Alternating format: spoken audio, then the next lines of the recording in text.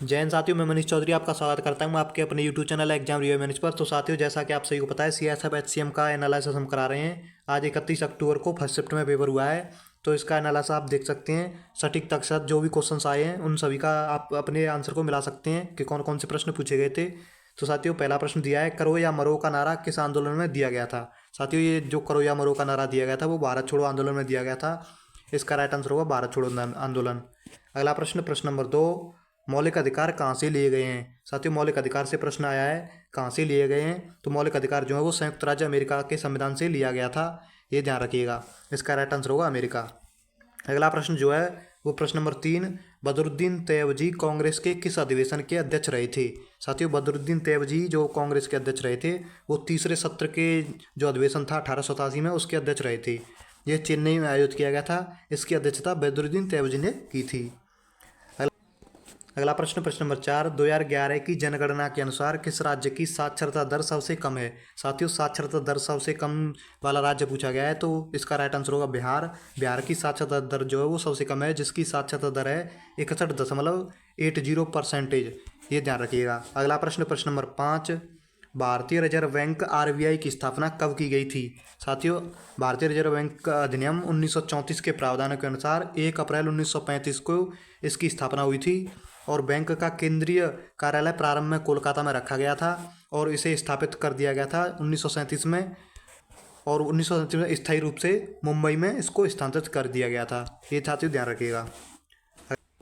अगला प्रश्न, प्रश्न नंबर 6, गेहूं में कौन सा प्रोटीन पाया जाता है। साथियों, गेहूं में प्रोटीन पूछा गया था, कौन सा पाया जाता है, तो ग्लूटेन नामक प्रोटीन गेहूं में पाया जाता है, ये ध्यान रखिएगा। अगला प्रश्न, प्रश्न नंबर 7, संवाद कौमुदी किस भाषा का समाचार पत्र था। संवाद कौमुदी जो समाचार पत्र है वो उसमें भाषा पूछी गई थी, कौन सी भाषा का पत्र था, तो राजा राम मोहन द्वारा कोलकाता से प्रकाशित एक बंगाली साप्ताहिक समाचार पत्र था। तो साथियों, ये बंगाली भाषा में प्रकाशित होने वाला समाचार पत्र है। इसका राइट आंसर होगा बंगाली भाषा। अगला प्रश्न, प्रश्न नंबर 8, एमपीएल महिला प्रीमियर लीग कौन से राज्य से शुरू हुई थी।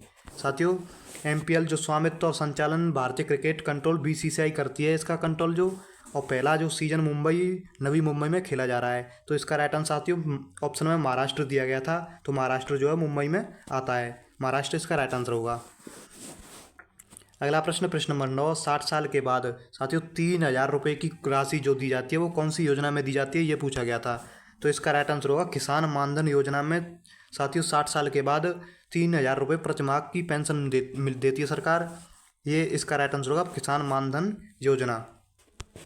अगला प्रश्न, प्रश्न नंबर 10, भारत और किस देश की वायुसेना के बीच उदार शक्ति अभ्यास 2023 में किया गया है। साथियों, उदार शक्ति अभ्यास पूछा गया था, किस देश के साथ किया गया है, तो भारत और मलेशिया के बीच ये युद्ध अभ्यास होता है। इसका राइट आंसर होगा मलेशिया। अगला प्रश्न, प्रश्न नंबर 11, समान कार्य के लिए समान वेतन किस अनुच्छेद में है। साथियों, समान कार्य के लिए समान वेतन जो वो अनुच्छेद 39 के डी में है। इसके तहत पुरुष और स्त्री को समान कार्य हेतु समान वेतन दिया जाना सुनिश्चित किया गया है। ये साथियों हमने एनालिसिस करा दिया जीके जैस की, और नेक्स्ट वीडियो में हम हिंदी की एनालिसिस थोड़ी देर में कराने वाले हैं। आपको पीडीएफ चाहिए तो टेलीग्राम पर हमने पीडीएफ डाल दिया है, वहाँ से जाकर के आप पीडीएफ को डाउनलोड कर सकते हैं। चलिए फ्रेंड्स, मिलते हैं नेक्स्ट वीडियो में, तब तक के लिए जय हिंद, जय भारत।